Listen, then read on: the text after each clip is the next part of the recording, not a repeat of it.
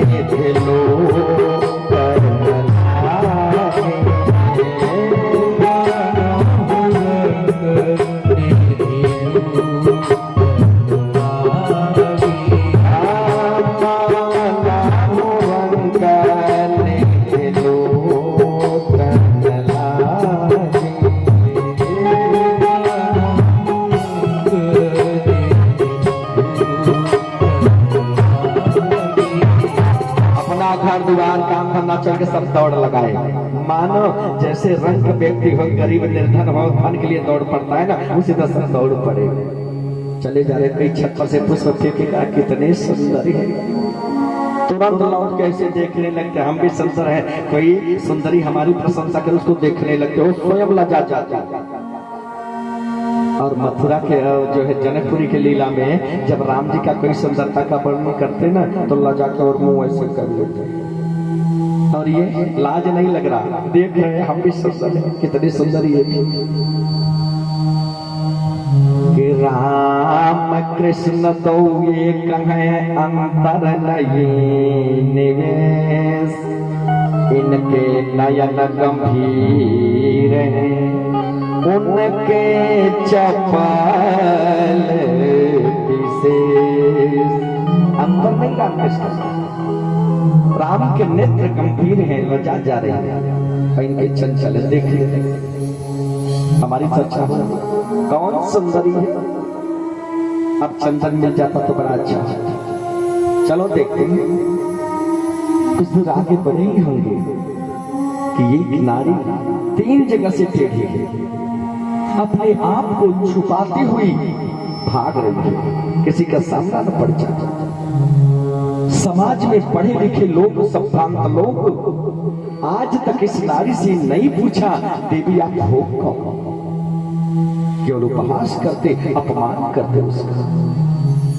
इसलिए अपमान उपहास से बच करके छुप छुप करके जा रही है। ये तो दीन दयालु है। निगाह पड़ गई, दौड़ पड़े, दौड़ करके ऐसे आगे हाथ फैला के खड़े हो गए। अरे सुंदरी कहाँ जा रही? इतना सुनना था कि आंखों से मानो गंगा जमुना की धारा पर प्रचित हो गई। कहा परदेसी, मैं नहीं जानती आपको, कहां से आप आए हो, कौन हो?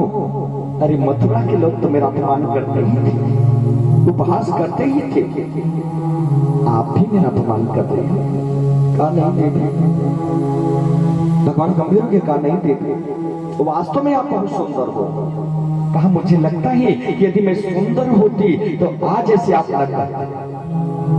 कहा नहीं देवी, आप सुंदर हो, आप अपना परिचय दो, आप हो कौन देवी? परिचय का करके परिचय लेके जाऊंगा का नहीं देख मेरी वाणी से आपको पीड़ा हुई है, आप अपना परिचय दो। आप वास्तव में बड़ी सुंदर हो देवी, आप जैसा सुंदर तो कोई तीनों लोक में नहीं है देवी। तो सुंदरी ने कहा बात कर रहे हो, मन में भाव बनता है हम छोड़ के जाने आपको, लेकिन न जाने क्यों बार बार ऐसा मन में भाव बन रहा है कि अनंत जन्मों का आपका मेरा संबंध है, हम आपका इंतजार कर रहे हैं अनंत जन्मों से। कौन है? न जाने क्यों ऐसा हो रहा, अपना सर्वस्व जीवन ही आपके चरणों में समर्पित करते हुए कौन है आप? भगवान का देवी बड़ा परिचय, अपना परिचय दे रही हो नारी के दास्याम्यहम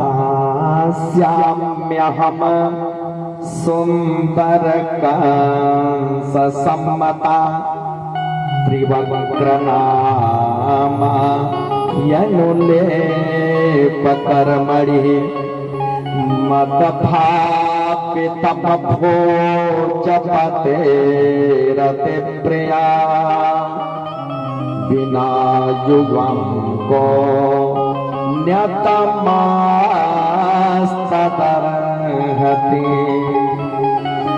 नाम तो मेरा सैरिंद्री है महाराज, सैरिंद्री तो मेरा नाम है, लेकिन तीन जगह से टेढ़ी होने के कारण, पीठ पे कुबड़ होने के कारण मुझे त्रिवक्तर लोग कहते हैं, कुबली कहते हैं।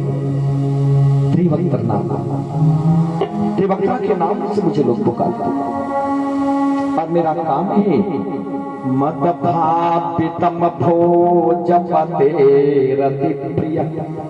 मेरे हाथ का बनाया हुआ ये चंदन का लेप भोजराज कंस को अत्यंत प्रिय है। प्रतिदिन में लेके ये जाते हो उनको लेपन करते हो, यही मेरा काम। कहा देती थोड़ा चंदन हमें भी लगा दोगी आज, ये लेपन कर दोगी? कहा न जाने क्यों बार बार मन में भाव बन रहा है, चंदन ही नहीं अपना सर्वस्व निछावर कर दे आपके चरण। तो देवी फिर का देर कर दो ना। भगवान कहा कन्हैया सावधान, कहा दाऊ दादा घबराओ नहीं, थोड़ा झुके भगवान। चंदन लगाई भगवान, बलराम को लगाई, सारे सखाओं को लगाई। बलराम का चंदन तो लग गया, ऋण चुकाओ।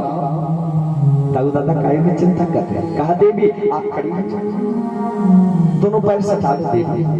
कहा काहे को बहस कर रहे हैं मेरा, बार बार काहे को मुझे परेशान कर रहे हैं, काहे को दुख दे रहे हो, अपने व्यंग बाण काहे को चला दे। कहा नहीं देवी अपना पैर सटाओ। मैंने कहा ना आप बहुत सुंदर हो, आप जैसा सुंदर तो कोई तीनों लोक में नहीं है देवी। दोनों चरण ऐसे सटा दे। ठाकुर जी ने अपने बाएं चरण को उसके चरणों पे से रख दिया, दबा लिया और दो अंगुलियों से थोड़ी को लगा, झटका से मारे, एक जगह सीधा हो गया, दूसरा मारे दूसरा, और जब तीसरा मारे एकदम सीधा हो गई। इतनी सुंदर रूप प्रकट हुआ कि रति की सुंदरता को फीका करने वाली नाचने लगी। ठाकुर जी ने कहा हो गई पागल, चलो बढ़ते हैं आगे बढ़े। एक दो कदम आगे गई होगी, आगे पीछे से चरण पकड़ लिया, प्रभु हमारे घर पधारो ना। कहा देवी पधारेंगे, आएंगे, भले जिस काम के लिए आए हैं उसको तो पूरा कर ले। और इधर जब केसी मारा गया तो कंस के पुरोहित ने कहा तुम्हारे पास भगवान शिव का धनुष है। भगवान शिव ने एक धनुष नंदी को दिया था, वो धनुष नंदी ने महाराज उग्रसेन के पूर्वज को दिया था। इस धनुष का महाराज यज्ञ करो, यदि यज्ञ में ये धनुष यज्ञ पूर्ण हो गया तो आपको कोई मार नहीं सकता, और यदि यज्ञ में धनुष टूट गया तो वो आपको छोड़ नहीं सकता। यज्ञ हो रहा, यज्ञशाला की तरफ बढ़ी, बड़ी दूर तक लंबे से दूर से लाइन लगी है, दर्शन करो जाओ, बड़ी सेना लगे, बड़ी व्यवस्था है, धनुष के पास कोई नहीं जा पाता। कन्हैया पहुंचे, बलराम पहुंचे, लाइन में खड़े गोला चक्र बना हुआ है चारों तरफ से। पुजारी जी पहुंचे प्रसाद देने के लिए, हंस गए। अरे इनकी हंसी में तो जीव फंसना है, हंस गए। प्रसाद दे के पुजारी जी जाने लगे, पीछे पीछे हाथ जोड़े कन्हैया बलराम भी सब देख रहे, कोई कुछ बोल नहीं पा रहा, क्यों हंस दिए, आकर्षण हो गया सब। धनुष के पास पहुंच गए, खड़े हो गए। मुखियाचार्य कहे भैया तुम कैसे आ गए यहाँ? यहाँ तो आना वर्जित है, कैसे पहुंच गए यहाँ? अब गुरुजी आई गए हैं ना, तो थोड़ा धनुष को छू के प्रणाम कर लेने दो। मुख्य आचार्य का आ गए हैं, प्रणाम कर लेने दो। छू करके कन्हैया ने बलराम ने ऐसे प्रणाम किया धनुष को। जो यज्ञाचार्य थे धनुष के बोले, उनसे कन्हैया ने कहा, सुनो थोड़ा उठा में। सब ताली बजा के हंस लगे, ये देखो 11 बरस का बालक उठाएगा धनुष, इसको कोई हिला नहीं सकता, ये उठाएंगे। यज्ञाचार्य का उठा, इच्छा भाई तो उठा। भगवान ने हाथ आगे बढ़ाया, करे डब्बा में नसले लमुद्रतमा सज चक्र में से पश्यता नृणाम विक्रेस्य प्रबभांज मध्यतो यथेच्छुता तम मद करे युरुक्रमः। दाहिना हाथ आगे बढ़ाए, धनुष को उठा लिया, उठा के जमीन पर रखे, खड़ा करके प्रत्यंता चढ़ाए। प्रत्यंता जब चढ़ गई तो 2 बार खींचे, तो 2 बार चर किया, और तीसरी बार खींचे, खूब गजरा हो लगी, समुद्र में उफान आ गया, मानो प्रलय आ जाएगा। महाराज कंस अपने सिंहासन से गिरते गिरते बचे। अब कहा था महाराज, ज्यों ही धनुष टूटा, कंस के सैनिक टूट पड़े। धनुष का एक भाग कन्हैया ने बलराम को फेंका, दूसरा स्वयं संभाले, भयंकर युद्ध छिड़ गया। कुछ तो दौड़ लगाई, महाराज धनुष तो टूट गया। अब कंस घबराया, अब बहुत घबराया कंस, इतना घबराया कंस। नारद जी बताए थे ना, तुम्हारा काल कैसा होगा? काला काला होगा, मुरली वाला होगा, छोटा होगा, परंतु बड़ा ही खोटा होगा। अब हर काली वस्तु से नफरत होने लगी कंस महाराज को। दाल में जीरा देखा ना, उठा के दाल फेंक देवे, पानी पीवे परछाई दिख जाए पानी फेंक देवे, बाता करते करते निगाह काली पुतली पे पड़ जाए आग के ना, वहां से डर के मारे भाग जावे। अब रात काले बेला में नींद काहे के आवे? और जब रात्रि में नींद आती है, सोते हैं ना, तो स्वप्न देखते हैं। ये बताइए स्वप्न सही होता है कि गलत? कुछ आप लोग बोलिए। स्वप्न हम जो देखते हैं वो घटता है कि नहीं घटता? बोलो, घटता है? नहीं, स्वप्न घटता है।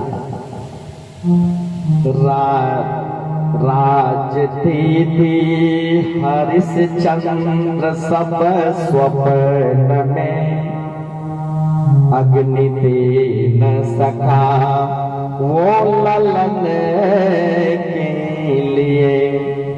एक राजा की रानी समय देखिए, हाथ फैलाई गज भर कफन के लिए। स्वप्न जरूर घटता। अपना राज्य हरिश्चंद्र ने दे दिया था दान में, परिणाम सब लोग जानते हैं। त्रिजटा ने माता जानकी को बताया, स्वप्न सुबानर लंका जारी, जातु धान सेना संहारी। स्वप्न में एक दक्षिण दिशा से आया बंदर, लंका जला दिया, अशोक वाटिका उजाड़ दिया, तमाम सेनाओं का वध कर दिया, फिर चला गया। तो कहा स्वप्न घटा कि नहीं घटा? भरत जी स्वप्न देख रहे, भैया राम बन जा रहे, तो बन गए कि नहीं गए? तो स्वप्न घटता है। महाराज कंस स्वप्न देख रहे क्या? कि स्वप्ने प्रेत परिस्वंका खरयानम पिसादनम याया नलत मालिक कैला भंगो दिगंबर। स्वप्न देख रहे, मेरे बाल छीले जा रहे, शरीर में तेल लगाया जा रहा, रक्त से स्नान कराया जा रहा, गदहा पे बैठा के दक्षिण दिशा का यात्रा कर रहा। मेरा विवाह बड़ी सुंदर नारी से होगा, इतनी सुंदर कि कभी मैंने कल्पना नहीं करी। फिर सेज पे शयन करने जा रहे तो शयन सखर सियार बोलई प्रतिकूला, गधा, ऊंट, सियार, कुत्ता रो रहे स्वप्न में। ये जितने स्वप्न है ना, ये मृत्युकारी सपना है। ऐसा स्वप्न आवे तो मृत्यु का सूचना जरूर मिलेगा या अपने स्वजन का मृत्यु निश्चित होगा। तात टूट जावे, ये सब स्वप्न अनिष्टकारी होते हैं। अंत समय जब आए समय तो काल के दूत बचाए न तारा।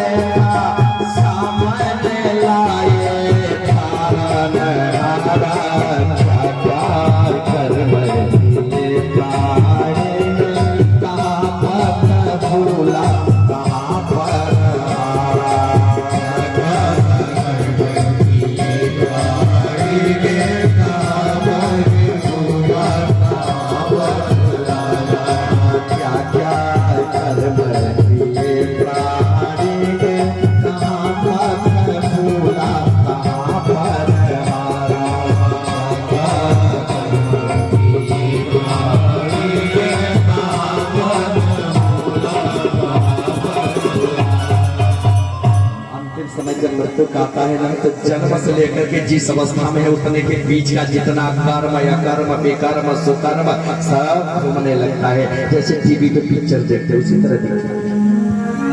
तब जब फट करके रोता है कि आए थे हरि भजन को औटन लगे कपास।